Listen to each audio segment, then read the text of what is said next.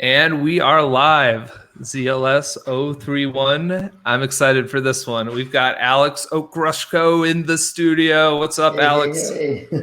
And I love the background. Yeah, it was fun. We had a trending Ask Not Brendan today, so where a number of community members were asking Brendan Roberts from Endurex team a few very great questions actually about the Endurex. And then a bunch of other people, including myself, chiming in with the answers even before Brendan got a chance. So it was good. And then Brendan also replied. It was nice. So yeah, the Spartacus stuff was pretty cool. But yeah, did you happen to hear the story about how before Brendan and I ever met, he woke up my wife? Oh yes. It was on your live stream. Yeah, it was this exact clip. I'm pretty sure. Yeah, that's exactly that. Yeah. I had my volume turned all the way up, trying to hear what they were saying, and then it just starts yelling "boilerplate." That did it. So yeah. Anyways, Alex, do you want to let the masses know who you are, what you do, all that good stuff? I'm a software engineer at Google working on the Firebase console. And I've been, for the last few years trying to more actively participate in the broader Angular community. Started with Endurex, later joined the team, and then it basically went from there on.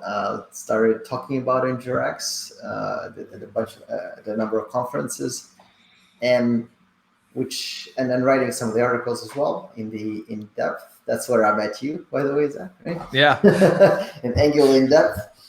I got very excited and got invited by Max, and then you joined as well. We're like one of the early crew in there. Yeah, I was one of the OGs, but I wasn't. I didn't do that much, but yeah. I was one of the first people in. So yeah, that was cool. Yeah, that was cool. And later on, started organizing Angular Toronto. So we've been running that for about a year now, which has been going very good.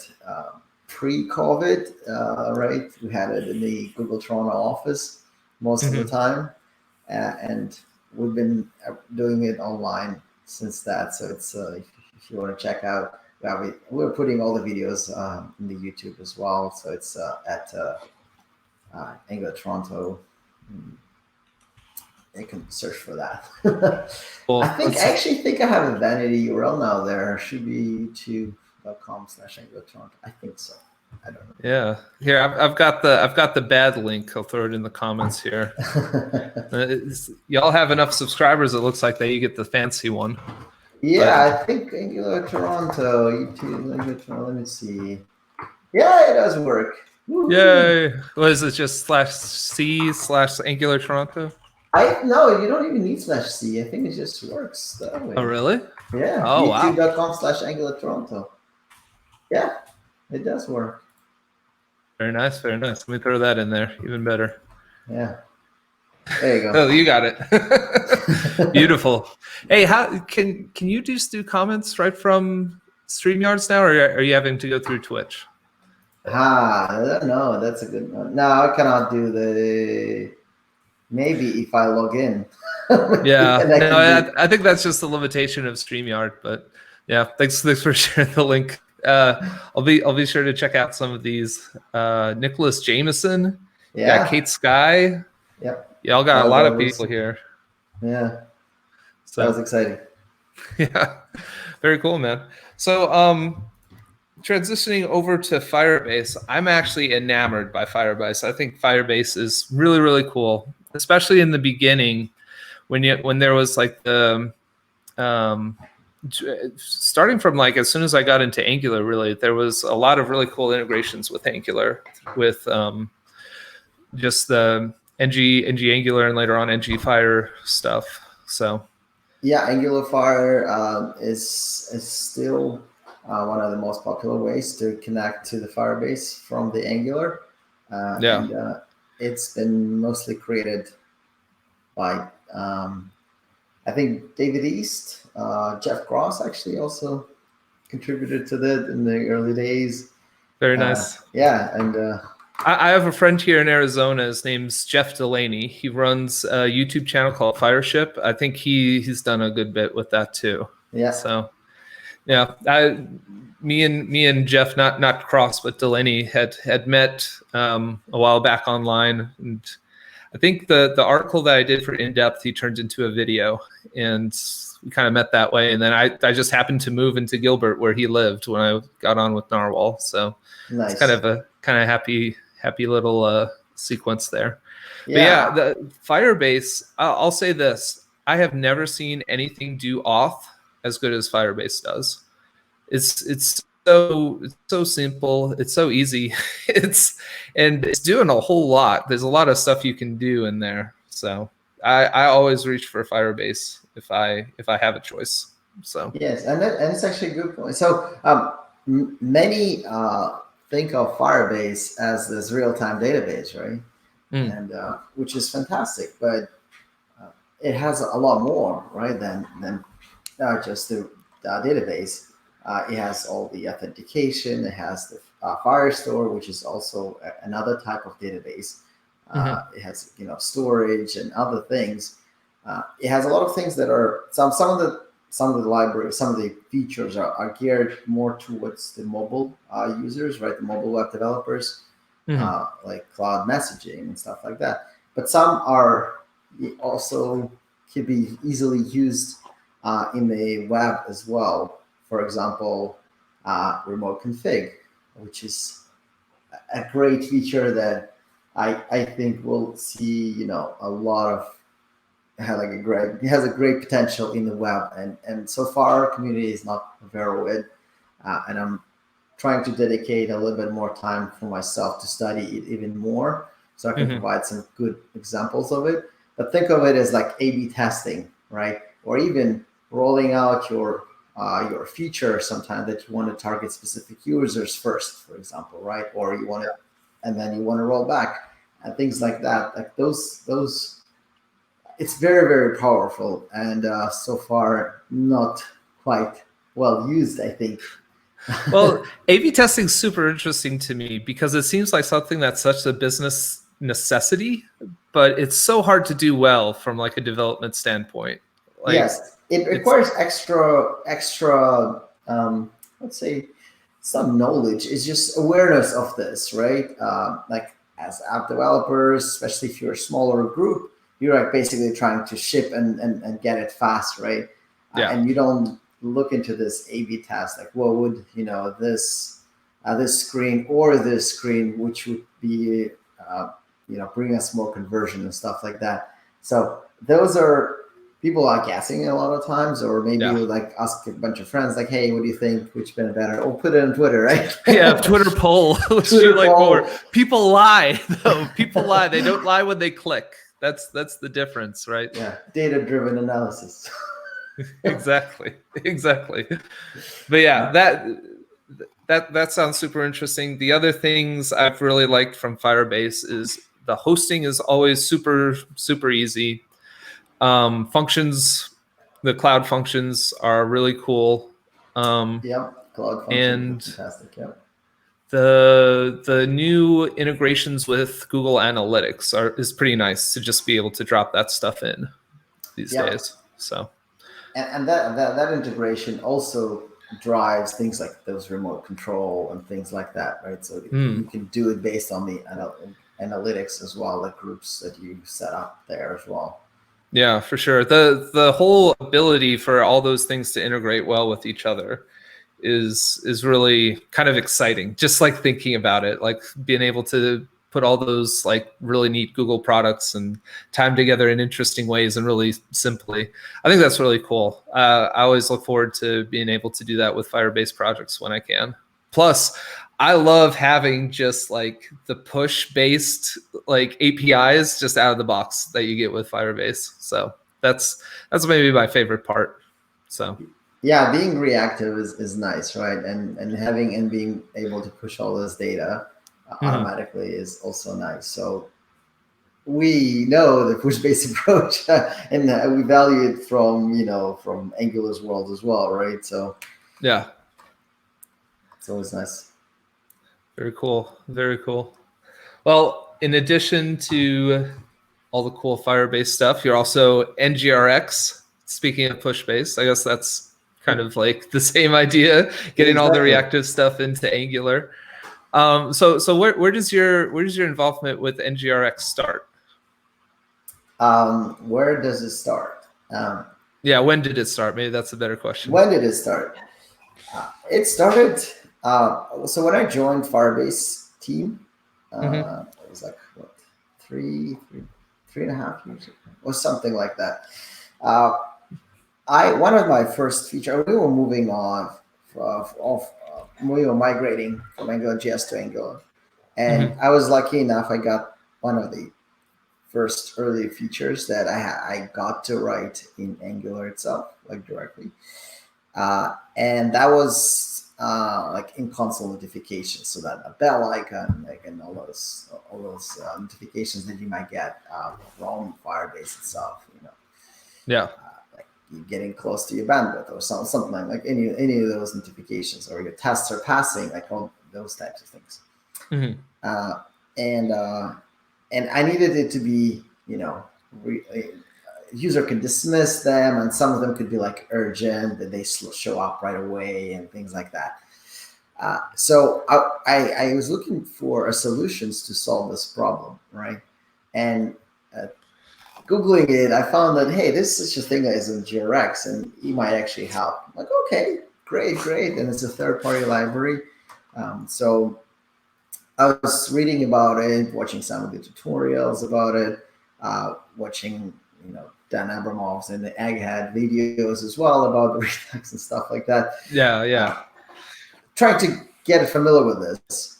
And as I'm doing it, it wasn't part of Google yet. All right. So in Google, we have a monorepo where we bring the third-party libraries. We basically need to bring the sources because we build everything from source. Right. So everything can be true shaken, optimized, and stuff like that. We don't bring the library package because it's a bit harder. So nobody brought it yet. And as I was looking into it, experimenting, I saw somebody actually adds it to Google. And that was David East, is a colleague of mine who started working on Fire. He's in developer relations, but at the time he was also on the software engineering rotations, basically try and get his hands dirty and build something as well. And he was working on the Fire Store as well. It was another feature that was built from scratch for Angular.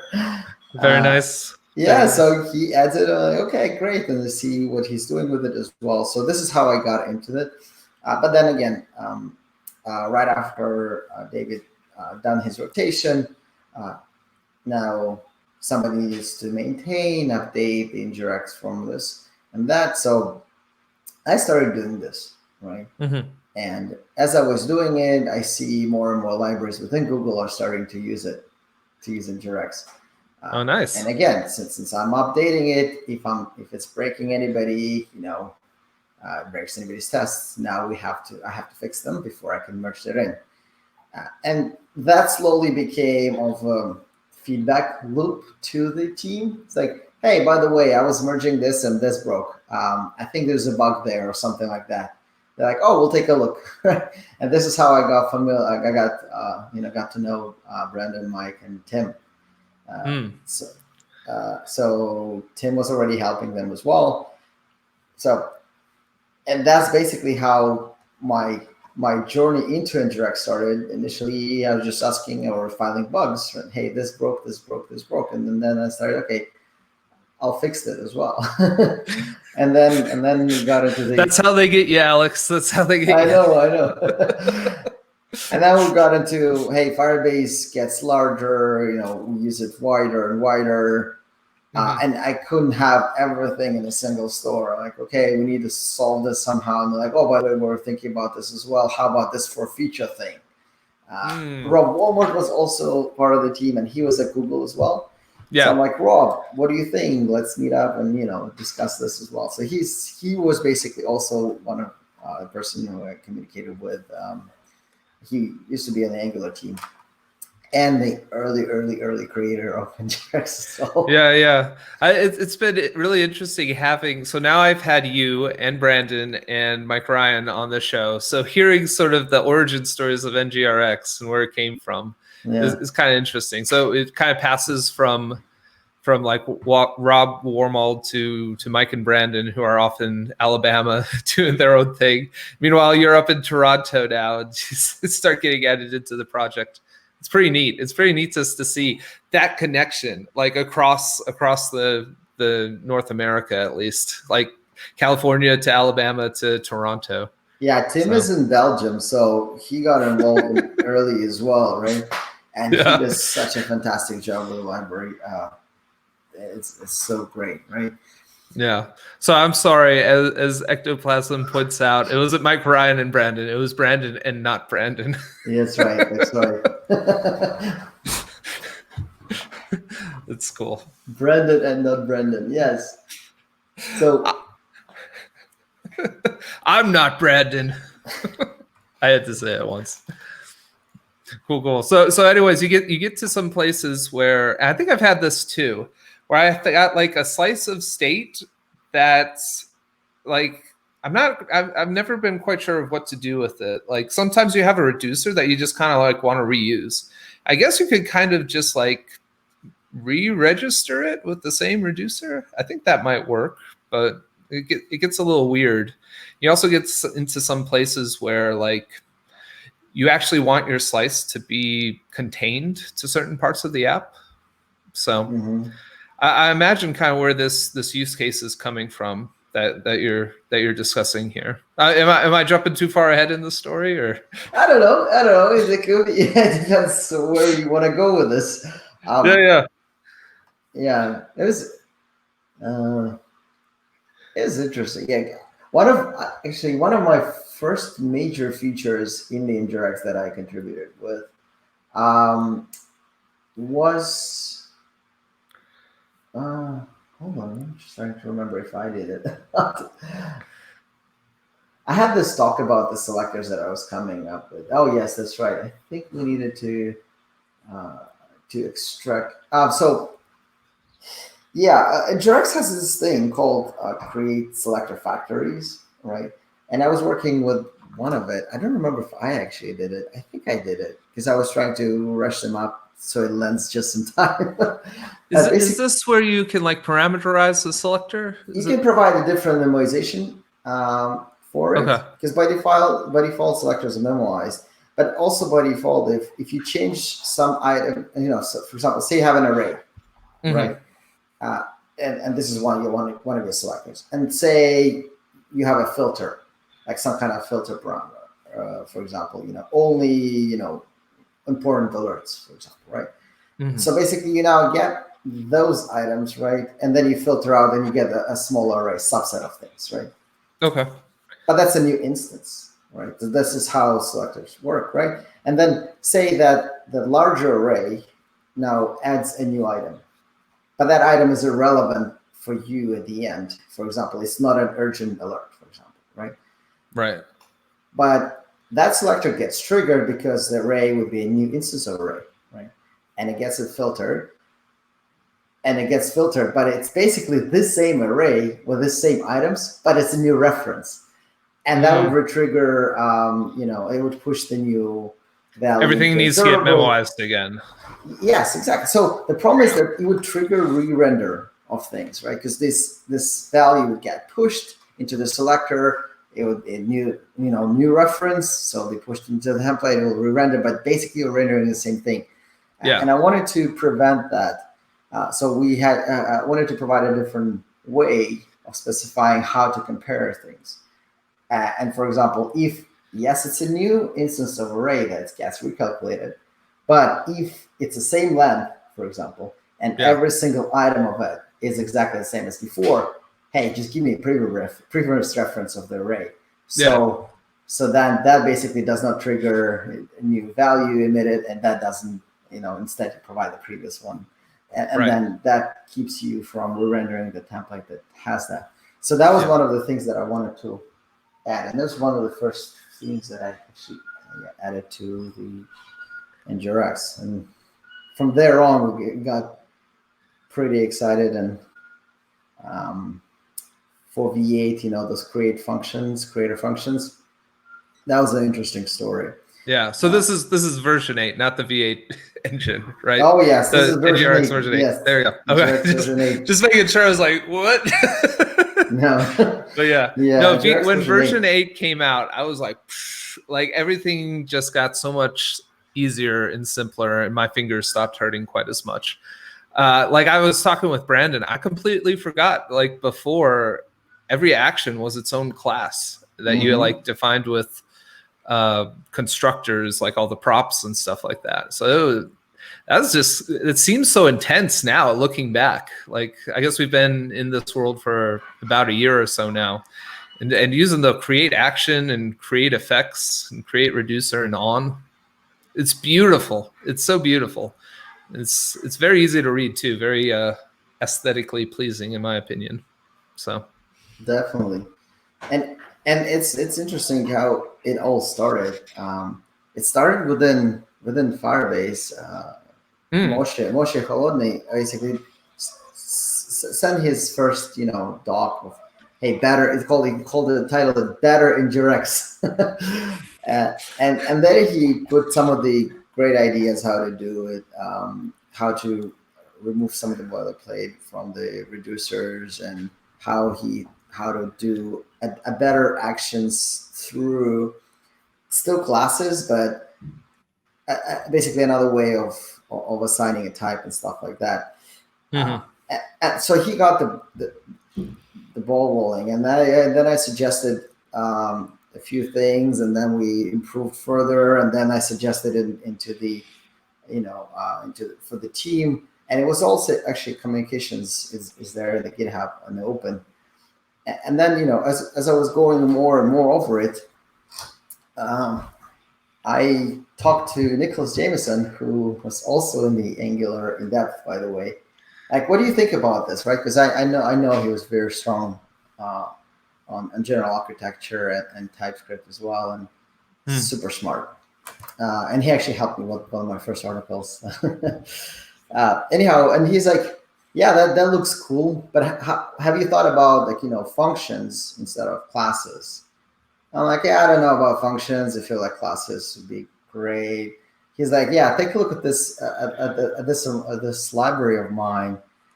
I'm like, wow, oh my god, it's so nice. Those actions are really small. Like, how do you? Yeah. Why are you keeping this secret for all this time? He's like, I was keeping this secret. He's like, I published an article about this in depth. He sends me the links. He says, all these ducklings. Oh, and I saw it and I'm like, wow, this is definitely, this is where we were going. This is where we were iterating towards. And he was already there. And he was already there. And he was already out in the wild for like 6-7 months, right? I'm like, wow, that's fantastic. I'm like, do you mind if we, borrow some of the pieces? Well, most of it, actually. He's like, yeah, sure, go ahead. I think I found the article here. Yes. Oh, yes. It could be, yes. Yeah, let's see. Yes. Oh, yes, that's the one. Exactly. Yeah. Let's share it real quick so the people can see what we've got. Let's see. There we go. There we go. Yeah, all the ducks. So if you see here, yeah, can you zoom a little bit? Yeah. Oops, that's the wrong thing to zoom. There we go. Scroll a little bit till you find the action syntax. Interface action. Now this is the beginning of it. He's basically trying to say how he arrived to this. This was a class. Let's just scroll down. Yeah, it's probably further down to do a reducer. Yeah, so narrowing. Yeah. So he basically describes the problem at first. Right. So this is and narrowing actions. Yeah, so there's more down. More down. Yeah, more down. I think it was. Here you go. Here's your action. See that? Yeah. There, this Yeah. looks. This is like it exactly. Exactly. Right? Yeah. You just rename action to create Yeah. action. Action ended up being pretty much the same. We dropped something that was a little bit less relevant because this is a generous purpose one. You could have used this library with Nginx as well, by the way, or you could have used it with other libraries as well. Redux, Right. CS, Redux. You could have used this TS action with React as well, or others. Yeah, so I'm like, wow, this is fantastic. So we got this one, and it took me. At first I convinced to get the create action in, but create reducer saw some resistance. But the greatest thing of it was once you get a create reducer as well, and off type in effects also handles these type of actions. Yes. Then you completely lose all those type unions. Remember that stuff? Yeah. Remember that type of all, where it was a union of all the types? Well, yeah. Yeah. So you'd have to like write all your classes, and you usually have it in your one file. And by the time you got to like 50 actions, this thing is already coming up on like, I don't know, it would be at least like 200 lines already. But then at the end, you have to drop this thing that's like export type, and then you have to take all the classes you declared up above and just like put ors in between them, or the Yep. That's the one. Yeah. So that was also accepted, which was great. I personally don't miss that at all. No. Oh, it was interesting. Yeah, because I was working on this one upstream. At the same time, I still had to work on the features, internally. And before I could merge this new syntax back in, I had to use, classes. I'm like, oh, I know it's already there, but I still had to write those large class actions. Oh, I was like, oh, it's so painful. It's killer. Why am I typing in this right now when I know this is already part of Nginx? And yeah. I remember before I was at Narwhal, we had our own set of schematics just to do as much of that for us as we could, because it was just, it's very tedious. And it's very easy to make mistakes when you get into tedious work, I find. So yeah. And the other interesting part was that somebody actually suggested to add TS action to the indirect. Open an issue about this. And us said, hey, here's this library. How about maybe we should get it in or something. Maybe you consider reducing it. And again, there are a lot of suggestions and things that are coming up, but it was closed as basically, yeah, we don't have the time to look at it at the moment, or something like that. Brandon found our stream.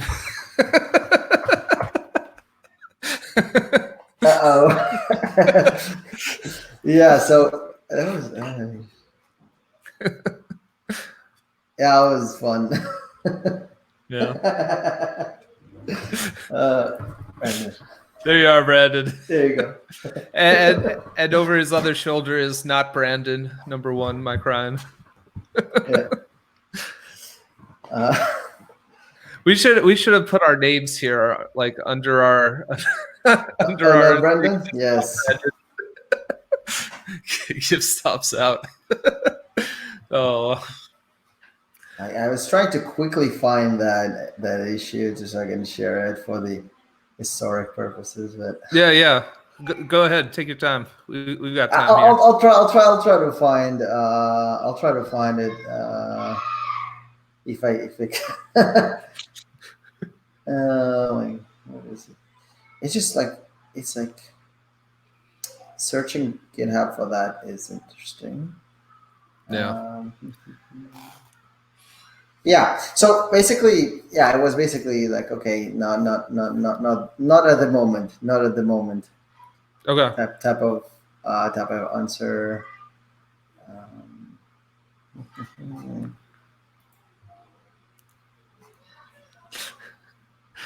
Brandon, we're just spreading the love, man.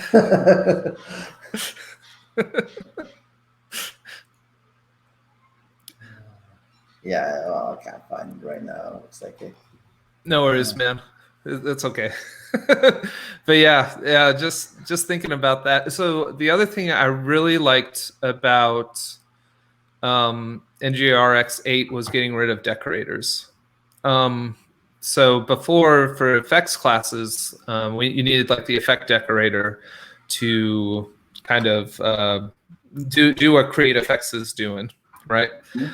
I don't know. I've got this thing against decorators. Like they're kind of functions that are needlessly complicated. It seems to me. That's my opinion on them, at least. So I was very happy when that got switched out for just a nice little create effect function. So yeah. Yes, the decorators were interesting. We actually had to do something to make them work. The effect one for Google. And I remember Mike was solving this problem because basically we were also depending on. No.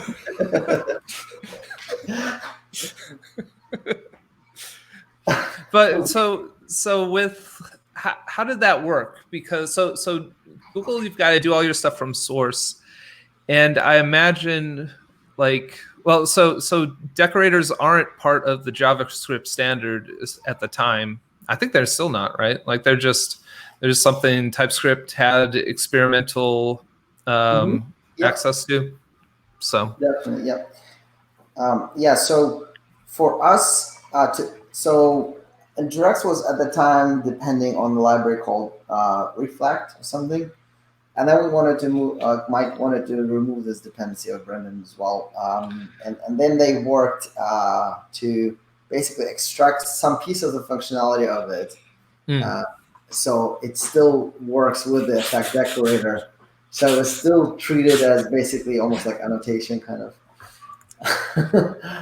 Oh yeah, it was interesting times. But I mean, effect decorator still works, and I don't recommend using it, but it still works, right? And I don't know. We probably should talk about deprecating it at some future versions, especially where what 11 would be with Angular aligned as well. So probably like end up yeah. to the fall in the fall, maybe somewhere. Well, Actually, this yeah, it's coming sooner than expected, I guess. yeah. Well, on a similar note, I kind of wish that that Angular would let us do, instead of the component decorator and the directive decorator and those things, just functions to let us just create components and decorators that way. Because I feel like it could open up a lot of doors to like interesting code reuse and features like that. And I think it's a much bigger problem because you're essentially enabling functional components at that point. But I would be super excited to see that. To be honest, if decorators were working like properly without any consequences, like performance wise or whatever else, Mm-hmm. and if they were basically as part of this, I like that. It would have been great. I mean, it is nice to enrich with the functionality just by using it. For example, I was picking around recently, and there is in GXS that's using decorators instead of like we don't use NGX the decorators. NGXS use decorators, and they have Mm-hmm. a decorator called something like select. They have select snapshot, and then they have select something. I don't remember the name of this decorator, but basically, they are subscribing to like by basically like a selector. But what it returns, it doesn't return the observable; it returns just the value of it. And I'm like, well, how does it work? Would it refresh if the state changes, right? So if the selector returns the observable, you subscribe to the observable in template with a sync pipe, and this Yeah. one doesn't do the observable; it just gives you the value, write, say, array list, so like array of strings, for example. Mm. And they're like, yeah, it would, because what they do underneath is they subscribe for it, and when the new value arrives, they push that value into this, and they also call mark for check inside Okay. of it. So basically, I haven't tried it working. I don't know what the other consequences are, but I mean, it's a kind of nice way to do it, right? So if decorators were more like standard, Mhm. then it's an interesting approach, right? Which sounds good. Yeah. Yeah, I guess so. I don't know. It still seems just like a lying function to me, like just needlessly complex. So I don't know. That's still my take on it. But yeah. So you were really the one that championed the component store, right? How did that kind of uh how did that wheel start turning? Like how did that get started? That's also interesting. Just like the push for creator functions, this one also was born within Firebase. Nice. Yeah, this time, Moshe, by the way, who basically started the V8 things, he's now part of the RxJS core team as well. Nice. But this time it was another teammate who started it, and he wanted to have a reusable component, that could be used in multiple places. But that component was quite complex, right? And all the state that it needed was basically within the component and its children, right? So Okay. he wanted to use this in multiple places. And then how would you touch it properly to the Interact store? Is it just like by index it? But that field I felt wrong, right? Yeah. So he created this component store and basically suggested within Firebase, like, hey, by the way, I know we use Indirects for the global one for a lot of things. This one feels like a right tool for a more local state. Hmm. What do you think, right? And we took a look at it, and it was great. So it started quickly spreading to different parts of where the local state is needed, like different Yeah. parts of the application. That's really cool. Yes, but that problem, it's not the first time we've heard of that problem. That Yeah. problem has been told me many, many times before, and and Mike put a proposal for it a long time ago, like a similar, like we need some local state, and people are thumbs-umming that RFC, and and is basically not moving um, anywhere because it was basically experimental. So I suggested this to the team. We had a competing suggestion as well, which felt a little bit a little bit bigger than what I wanted.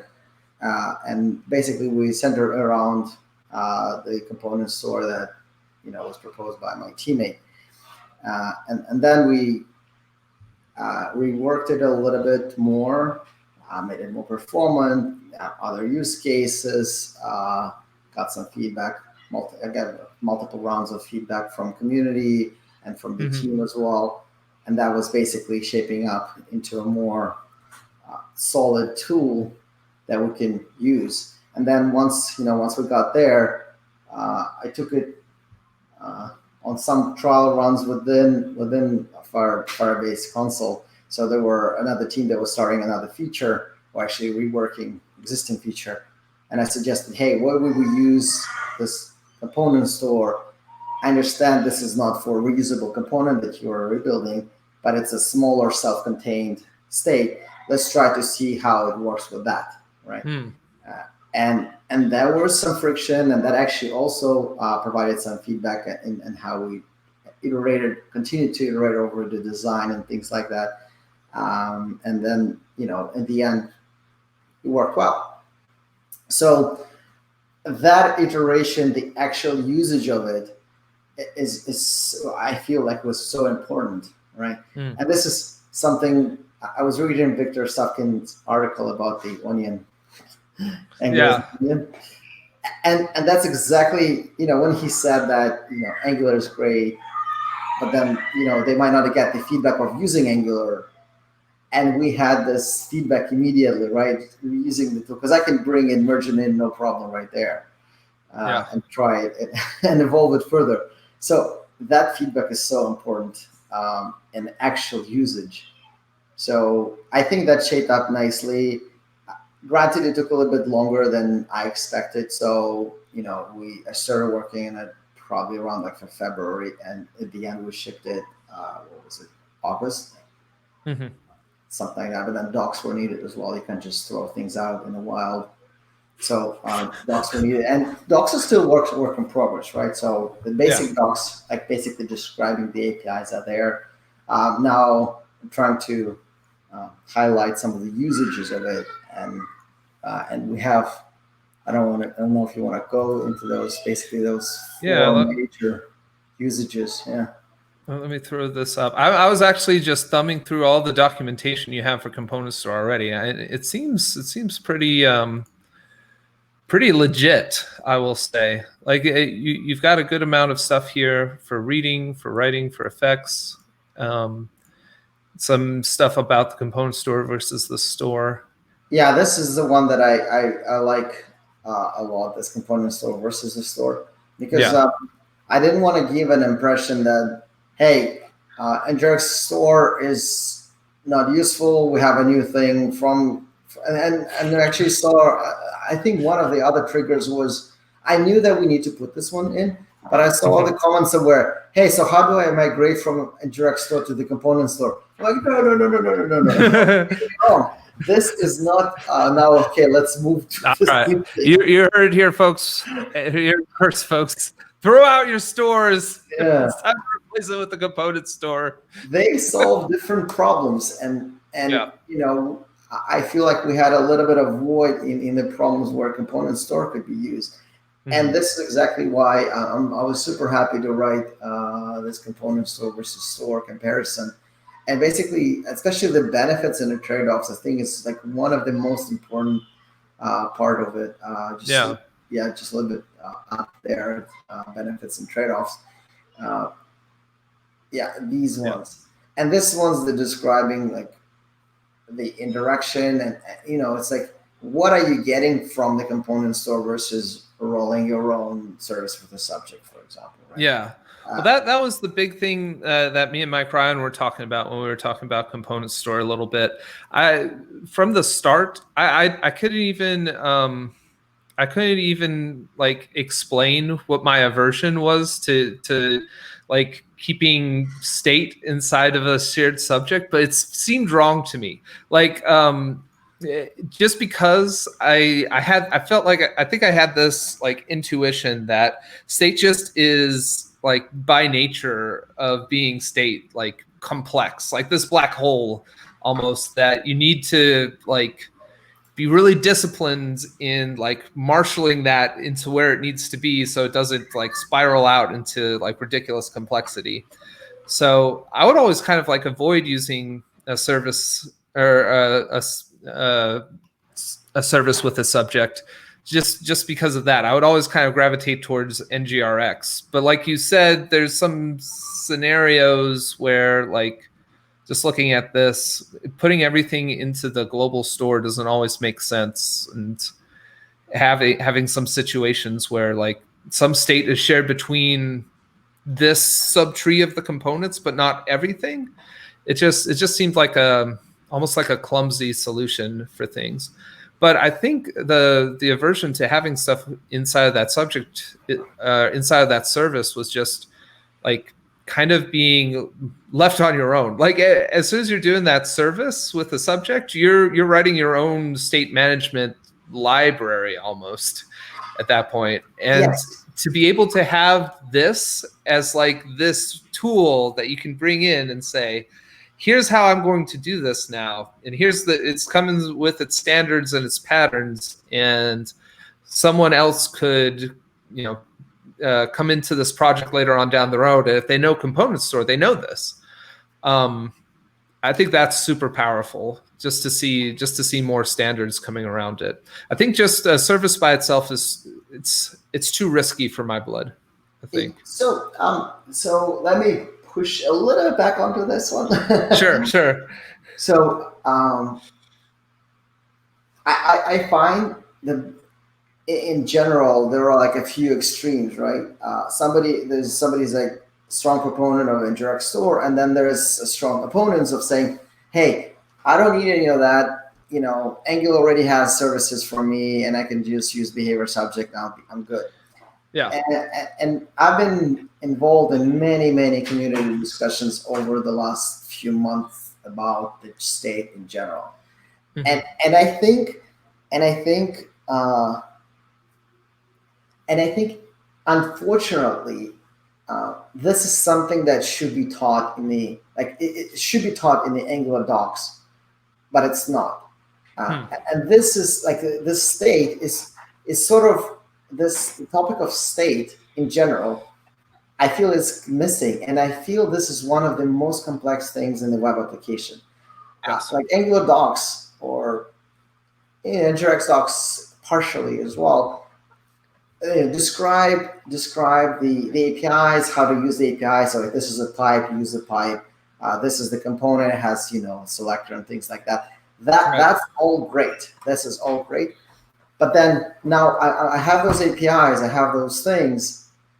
How do I structure my app is basically up on me as a developer, right? And luckily, if I have a team who's done a few things before, but then if there's no team, right, or if the team is all getting together and just trying to work on something, like what is the state? And thing is that, I saw that there's a HTTP client that I should put in my service. I'll call my user service, and I'll call the get users and return observable. That's pretty much where the docs, Angular docs, for example, end, right? Right. And like, all right, but now I want to reuse it. I want to use it in multiple components. I want to update the user. How about that? Like, how do I do any of that?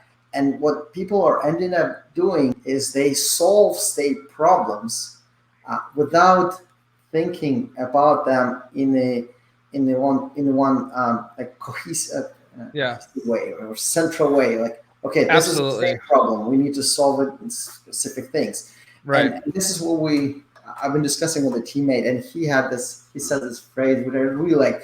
It's called like basically incidental complexity that we're trying to solve, and we should be using it like as like essential or intrinsic complexity. So basically, we should think about this problem as a one story overall. If teams manage to do that, behavior subject with the service, I think they can solve that too, right? So eventually teams come up that, push based is very nice when your component doesn't know about things. So behavior subject in the service does that, right? So, but it brings now your services become not stateless, but they're stateful. And that's great, right? If you can manage that. However, what frequently starts is then you have multiple services, and then services are injecting other services. And I'm not saying that everybody has this problem. Some teams are happy with this, right? And it works. Some people tried to use indirect store, and it wasn't just, and in this section, benefits and trade-offs, the trade-offs that they were getting with extra indirections of actions as well was not bringing them enough benefits, right? They didn't have such scenarios. Maybe it's just, you get the list of users and you just display them. I don't need to add the users. I don't need anything to do with this. Like, I don't have it in my app, for example. And now they were forced into a pattern because of some popularity of the library, and they were thinking that they were fighting with some of the boilerplate, where in reality they were trading off without getting the benefits that this provides. And of course, that might bring some distaste, right? Like, oh, I didn't like it. But then you use, like, for example, you worked on the app that needed a lot of this space, and you felt the benefit. Like, how come you don't understand? It's really awesome, right? Yeah. So, and there's like, hey, and then people start disagreeing and just like, okay, I don't like it. And we basically disagree. from my perspective, there is a trade-off of anything. Like there are sometimes, if your app is simple, you don't need anything. And actually the component store, that's where it comes in. It brings more structure to this behavior subject approach. It just brings more structure. It tries you to think about the specifics. Like, is this updating the state, or is it causing a side effect?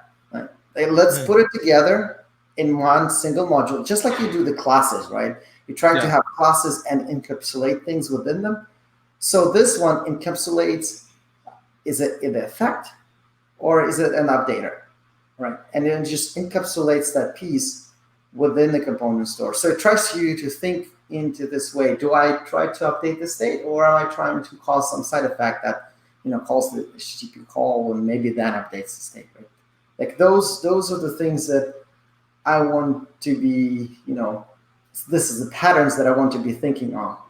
And this brings this again, this non-incidental complexity. For example, I've recently heard, hey, component store still brings boilerplate. I'm like, no. We solve it because we have this. You don't have to take until, you don't have to do distinct until change, you don't have to do this, you don't have to do this. Like, yeah, but you're bringing effect back to me again.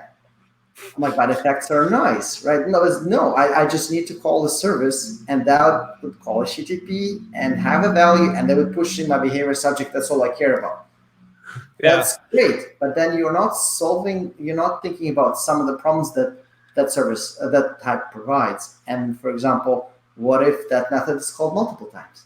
Hey, if it's a getter, that's idempotent, that brings the same value, no problem, right? Like you have multiple values, maybe you have a race condition even, but it almost doesn't matter. Well, it does, but in a nutshell, it's like you don't see it. But if you're adding an item and somebody double click, like now, like, oh, how would I solve that, right? How would I make sure that the second request doesn't go? So this is where the flattening operators help. Mm-hmm. And this is the effect in itself asks you to think about those problems when you create, because you have this pattern, right? They ask you to do this. Right. And this is what I really loved about the effects in the global store. And this is why it was super important to have them in the component store as well, just on a smaller scale of state, right? Yeah. So this is my basically thought about this, and I feel that we should have a section. Even though a few people complain why Indirex doesn't teach us about some of how to write the behavior subjects, I feel we can benefit from it and actually write docs. Again, it just takes a lot of time and it's a lot of effort, live examples and everything. But highlighting the evolution of state, or at which state, at which level you might want to get certain things. Maybe we should do it. Yeah, I think there's a lot of foot guns maybe around behavior subjects. I think you were kind of getting to this with how you were describing the problem. In my personal journey through RxJS, I stumbled across behavior subjects pretty early on in just like exploring around in RxJS, and I just used them everywhere. Like I would subscribe to one behavior subject in order to call next on another behavior subject. Mm-hmm. At the time, I felt kind of clever about this because I ended up not really having to learn about operators, because I could just, like, the way I was subscribing and the order I was subscribing in, it kind of like removed the need to do some of that. But I would get to some point in using these behavior subjects where things just like fell apart. It was like having this giant like Rube Goldberg machine that was like sending off signals like really fragilely across things. And whenever I made any kind of change, some order would get messed up, and things would just fall apart. And I think at some point I just realized, when you use RxJS, and you define observables via these operators, it's this really powerful tool and library for declaratively saying this is how an observable ought to behave. And that is, there's a lot of really big benefits to that, where you are able to like define in one place a property as an observable. You could say this is everything that could potentially change this observable. You defined it all right here in this one declaration. I think that's kind of what effects do, right? Like they're creating an observable to say this is all the places and very precisely when this action should be dispatched. I imagine it's a similar thing for a component store. Yes. The difference, the component store, you cannot react to multiple actions, right? Or because in the indirect store, you can dispatch an action, and basically all the listeners will trigger things, right? My page loaded. Hey, I'm now my effects for fetching products is triggered, and effect for fetching ratings is triggered, right? Customer ratings, like those, and I just dispatched my page open action, for example. You can't do it in the component store because you have to call a specific action, right? You can try to orchestrate things within that action, or the specific effect, sorry. You can try to orchestrate things within that effect, but it's basically you're tying to one single place, right? So this is a benefit trade-off kind of thing. Yes, you lose actions, but then you know where exactly you're triggering things. So again, there's a trade-offs, right? Right. Also, again, having the behavior subjects and, as you were describing, pushing ones and values and the other, it could have still worked if you came up with some of the worked over certain things and came up with certain kind of patterns that basically are bringing some of the structure. And again, it's all about patterns, right, as well. We're writing this usage for this particular reason as well, because we want to highlight some of the patterns that you can see, and you're like, oh, okay, this is where I can use component store, and this is how I can do it. Here's the example. That's great, right? You can use it to manage the local UI state. That's great. You can manage, a component state of shared component. That's great. You can manage a smaller chunk of a subtree of a component tree within that state that's basically needs to be eliminated at the end. Great, and you have example for that. So this is why we want to bring not only just like, oh, this is how you write, this is how you read, but also how you use some of those patterns. So usage is, I think, will be very important part of it. Yeah. And I outlined a few use cases there. It's like they take quite a lot of time. So trying to get to them as well. Described one. Yeah. Well, yeah, I'm loading this one up, but yeah. This was, so it's super interesting to me because a lot of the use cases I've seen that y'all have used so far for the component store stuff, I would usually do with just control value accessor and forms. So I think there's like a lot of potential there. But I the way I understand it, this mat slide toggle, let's see. So if I go back to here, here's my slide toggle component. So this is doing like we saw in your component store, and the output is defined here. Interesting. Yeah, this is a really, really basic example. You might want to go into the other one because this one is basically just showing the mechanics. So if you see the example number 2, I'm going to rename the examples because I'll name them first. I'll rename it to example 1.2. So it's use case 1, example 2 kind of thing. Makes sense. Yes. I was a bit confused by that. Yes, I know. I've seen your stream with Lars. Yeah. And you're like, okay, open example 2, and you're like, okay, and you start opening use case 2. You're like, oh no. But that's good because I can see this, right? Yeah. So, yeah. So this one's a little bit more interesting now.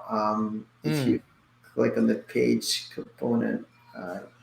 Oh yeah, let's go to the paginator Yeah, component. paginator component. So it gets a little bit more involved. And again, this one has the component store as part of it. Mm-hmm. Yeah, so it basically keeps the state. And again, here you will, I don't know if you would use the control value accessor here already, right? For example, it becomes a little bit harder. I actually would. I actually do a very, very similar thing to what you're doing here with control value accessors. I kind of like it, but I'm definitely open to new and better ways of doing it. So yeah, I think it's an alternative way, and this one is interesting. If you actually get the component, yes, yeah, there you go, more core of it. For example, say, let's see this range label. You're looking at it right now, just a little bit top. Sorry. Yeah, range label here. Range label 139. Line 139. 139. Where'd it go? There it is. All right, got it. So this is the label that you see in the UI, which says from 1 to 10 of 100. Mm-hmm. See that? Yes, exactly. And this is a selector for this one. And as you can see, it doesn't care what you change, what happens. Did you press the next button? Did you change the items per page? Whatever you did, this selector does not care. All it cares about is what my current page index is in the state. See this little 140? Mm-hmm. What's the page size is, and what's the length. That's all it cares about. Right. And as soon as one of those change, it will recalculate this string that it provides. Right. And provide, because it says, it clearly says it doesn't care about anything else. What's changing it? So you're basically starting to play around, and again, now doing this range label only cares about these things.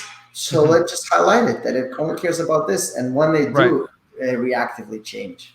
Right. Well, the super interesting about this is we are now we're now creating an observable. But we're defining that observable based on this very simple function right here.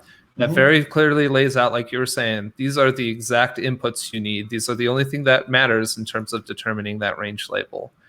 And within these few lines right here, we're just defining this is the logic. This is how that turns out. So, super cool. I really like that approach. If we can. So you are decoupling the things that cause to the results that end up doing, right?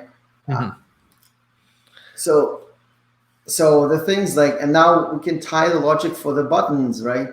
The next page would add a page index +1 or something like that. It'll be just a little bit lower. Last page. So yes, actually, there's updater just a little bit up. It's called updater set page index probably. Set page index updater set. Yes. 99. Okay. So this one, it says, okay, this is an updater that updates the page index, right? The set page, and that's it. Updates in the state. That's all it does. It doesn't care what side effects it will cause. It was just saying, okay, I'll update the index in the store, the page index, and then set page index. So copy this one and open the template. Or you can set. Here you go. Just search for it in the template. Set page index. There it is. All right. So see, our first button says it to 0.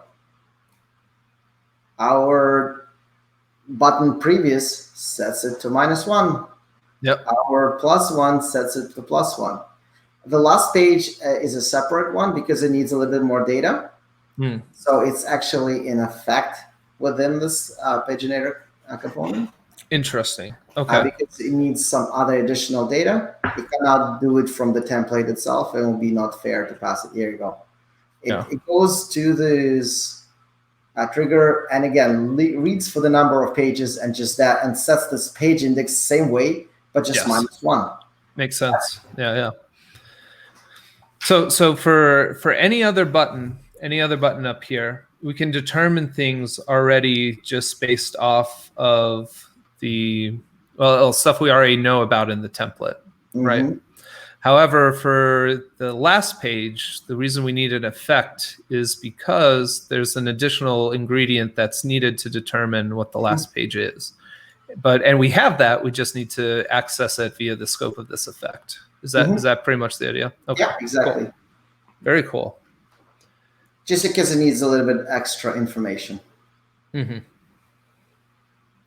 And the rest is, again, see this right now, previous or the first buttons are basically disabled because we're on the first page, right? Right. And we have selectors for these, right? That in the same file here, in the component. Yeah, so they've disabled based on the value. Yeah, that's what I was going to look at right here. Yeah, exactly. And you see it's all nicely put into the VM, which is a view model. See the VM, it's just .vm. Yes, exactly. Find, well, why won't let me find? VM. It will be just VM here. And here you go. So this basically selects all the stuff that you need. It selects state, it selects the past previous, selects has next. So it aggregates from multiple observables and gets all of it in there. Very cool. But same like has next page, you see by itself, it's a selector. If you look for has next page in this one, has next page. There it is. There you go, right? So it selects the state and the number of pages and basically tells you what they... Yeah, so given the page index and the page size and the number of pages, we can determine the Boolean. That's exactly just what this is. Yep. Very cool. So you really put these mini blocks of how things are done, and they all react from each other. And putting the blocks and clearly identifying its dependencies allows you to completely think about it differently. Not, okay, I updated this one. Okay, which other functions should I call to change some other data within my component? Yeah. Yeah. I remember when I tackled the paginator problem, that's one I used a lot for explaining like how I think through forms. And the way I'll always sit down and think about them first is I'll define some functions before I do anything else. I just say, this is some functions that's going to determine. Most of the times with paginators I write, I'll have an array of pages to show, like 1 through 5, or 1 and then 4, 5, and 6, and then 10, or something like that. So I'll start by writing out those functions. Clearly that's kind of what's happening here. There's a very similar thing just with writing a function like this right here, and kind of going through that exercise that I would go through. So yeah, and really interesting. And actually, can you scroll down to the end of this file? Let's see how many lines of code in here. Yeah. Well, it's 194, and I don't know if you were following today's version of Ask Not Brendan. Somebody asked about the size of the components, and if the 3,000 lines of code is... Oh gosh. I answered there that, hey, my components, I try to get them under 100. And you see here's a 200. So you probably understand that this is not the component that I would actually write. And if you go into the example, I think your link number 2, Ask Not Brendan, not Brendan, Ask Not Brendan hashtag. I think you opened it actually with the paginator search service. Yeah, this example. This one? Okay. let's see how much. So now we're doing both the service. There you go. Yeah, just So open the here's- paginator component first. Okay, sure. Yeah, That's what I like to more see, it. Alex. That's more like it. That's beautiful. Let's see. That's more like it. So see, we're clearly 62 lines. Yeah. And that's including the imports and everything, right? Yeah, that's including imports. It's not including the comments at the bottom, but yes, Yeah.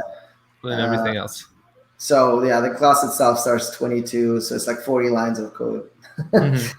and then your store is store is another almost 200. But yes, so this one doesn't matter. I want to do components as a path. Well, store also matters, I guess.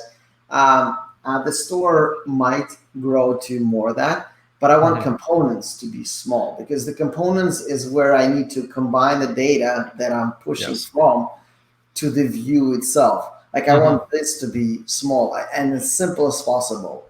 Right. So for example, this one clearly identifies the inputs, and you see how it uses the paginator store to set them there.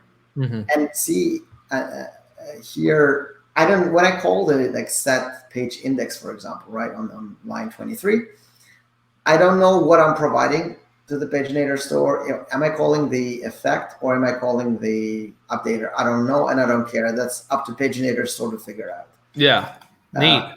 And then, so all the inputs, I'm passing the inputs to the store and outputs. So now I have the paginator store page, line 40, the output.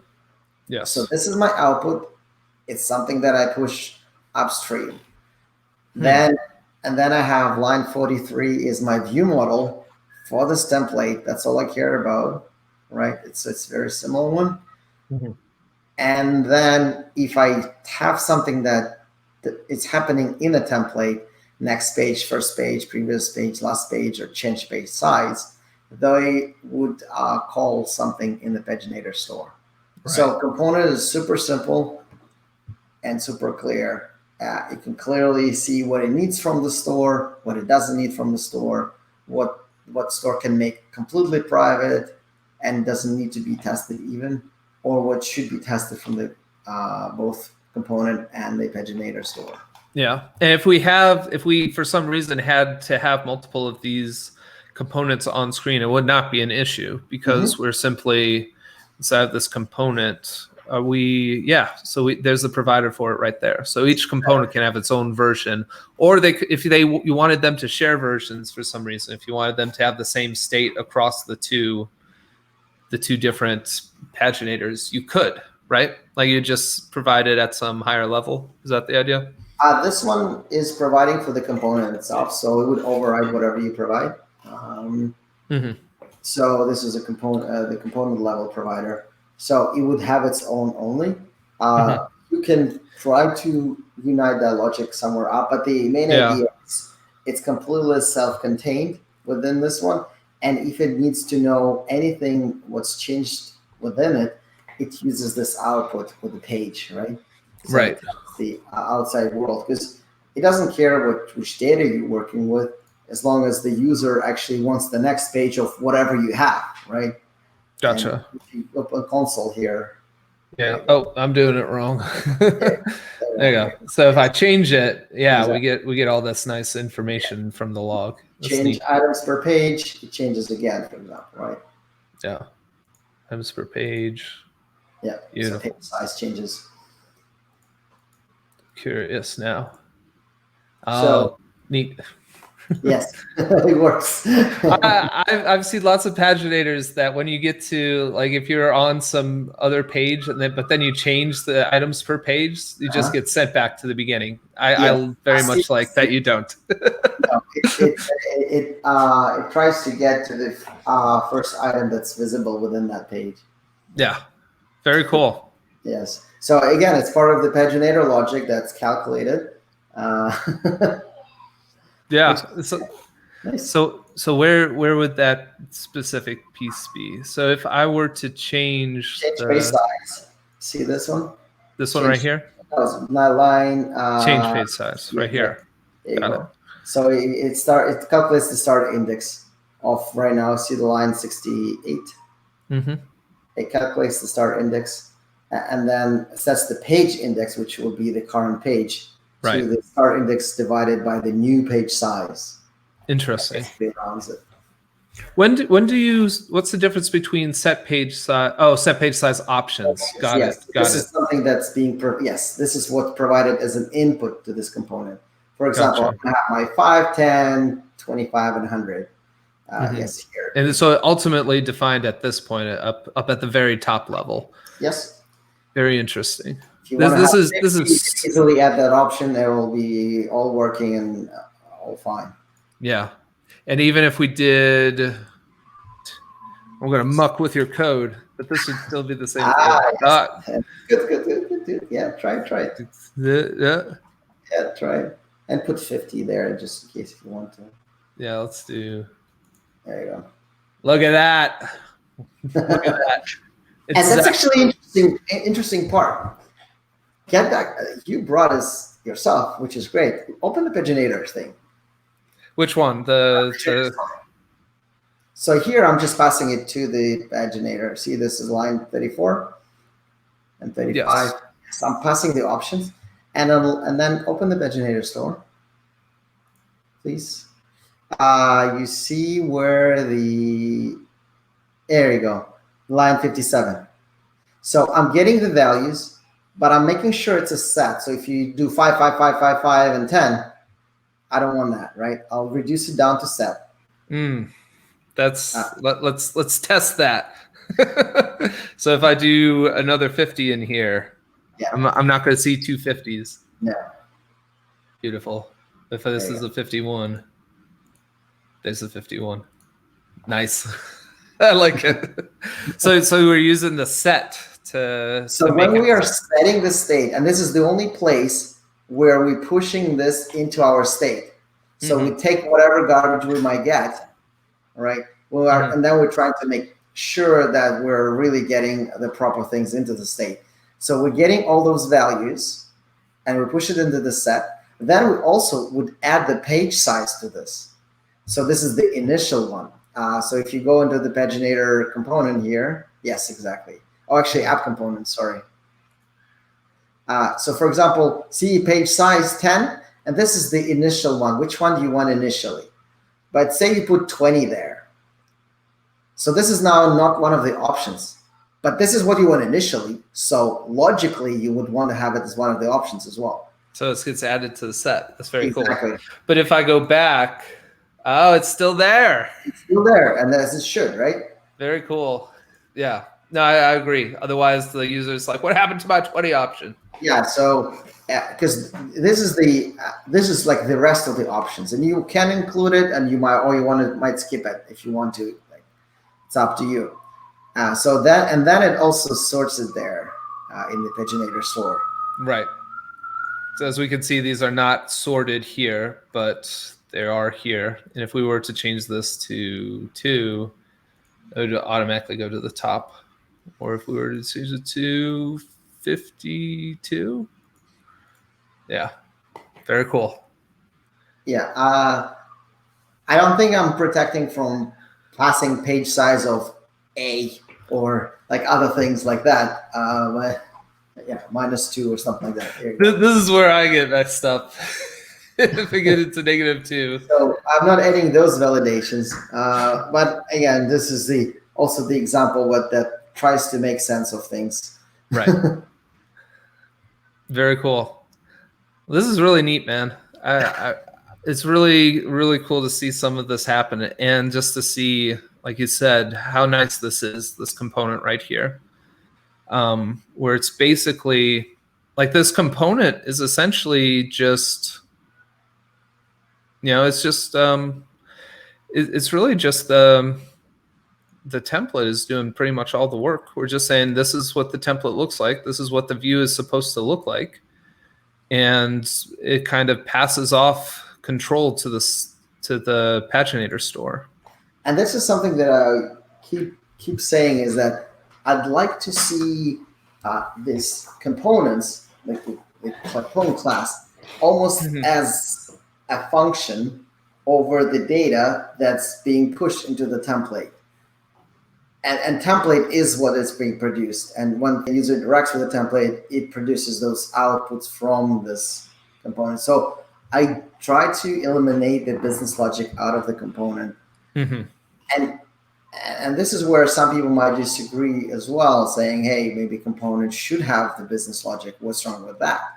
I can my reasoning for this is, and again, I know there's a number of people who would disagree, is that I want to test my component easily, and I want to test it through the template. Like, I think that testing class itself of a component on the business logic is not the proper way of testing, because you would miss a lot of the things that are actually being pushed to the template, and then you're not testing the template parts. Yeah.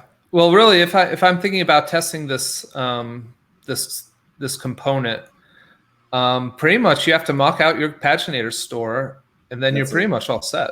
Yeah. Right?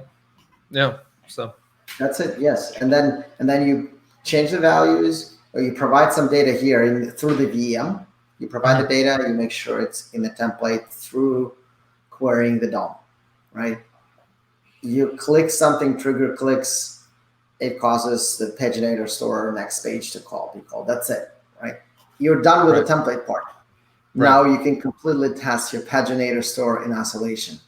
Yes. Because this is where the business logic. So basically, you test your business logic with the easy and accessible ways of doing it, you know, and that's it. You know, you call updater, you check the state, it's this. Okay, great, it worked. You call another set updater, this is the state. Great, it works. So you really you don't have those chains of function calls that trigger things, and you really test it. You can easily test it in isolation. Yeah, well, I feel like when I test components, I feel like I often go into one of the two modes. One is the one you described, where you're kind of testing the template, the resulting DOM as like the thing under test. But then you also kind of get into this zone where you're like testing the component class as an API for stuff to happen too. And with the way this works, at least, it's very clear. The component is, you test the template. For testing the API, it's all here. This is where you would test anything that has to do with actual logic or the TypeScript logic. So I really like that separation. That's really neat to me. So cool. Yeah, that's part of the goal for this as well, right? And it's a clear separation, and it's clear separation of a specific chunks. These chunks of data state, and these chunks react when these inputs change. That's it, right? Super simple, super easy to understand. Well, I don't know how easy it is to understand initially, but once you start applying this pattern, you would start thinking in this pattern right away.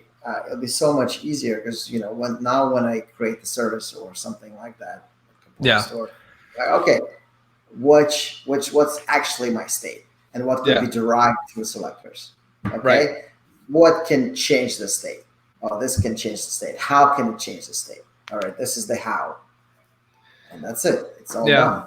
I think that encouraging the developer to think of things in those small little chunks too is super powerful as well. I think NGRX is actually quite good. Like the store is quite good at that. It's just those patterns, right? Same patterns, yeah. Like I was talking with Mike Ryan about this, because a lot of the complaint about NGRX is that it's very complex. And I think it's actually quite simple. It's difficult. Like there's this whole talk that I had given at the Seattle JS, but like going from easy to difficult, that's something like you can make steps to get to where something that was difficult for you is now easy. But going from like simple to complex, that you can't bridge that gap. It's just like, it's not something we're built to do. But if you have APIs like this that maybe they're difficult, or maybe they take a little bit of investment to understand. But if they're encouraging you to keep things on that simple to complex scale, like super simple, like everything's in NGRX store is like, it's either a function or an observable, or just like a simple object for actions. So same thing here, it seems like. Everything's kind of pushing you towards thinking about things in terms of these small little functions that are going to define, here's what's going to feed into this page observable, and this is how that is defined, this one subject or this one function. So yeah, this is a selector, so it aggregates the results of a few observables, but this is, in the end, this is what you get as a result, right? Right. And I'd like to think of this one again as those little chunks, as you said, which are similar to what NGRX, the global store, does. This is how you write the data state. This is how you read it through selectors, right? And this is how you do some of the side effects, which are those effects, which need this extra thing of how you flatten this if it's called multiple times. That's it. Like those are simple patterns, right? But now you are applying these patterns and you're addressing the state in a more, cohesive way. Yeah. Yeah. No, it's awesome, man. I'm really digging this, especially after getting the chance to talk to you about it. So super excited to get my hands dirtier with this kind of stuff. It looks really interesting, and being able to take some of these patterns and bring it to my apps. I'm very excited for this. So, Alex, thank you so much. We're way over time, but I just wanted to thank you so much for coming on, for doing everything y'all do for NGRX. It's really like impactful to me personally, I know, and I think to a lot of people out there. So thank you to you and to Brandon, if you're still listening, and to Mike Ryan and to Tim, all you guys. You guys are great. Thanks so much for doing what you do. You're always welcome back on the show if you ever want to come back and do some more component store stuff or something like that. Just let me know and we'll get you right back on. And yeah, thanks, man. Yeah. Thanks for having me, Zach. Yeah, man.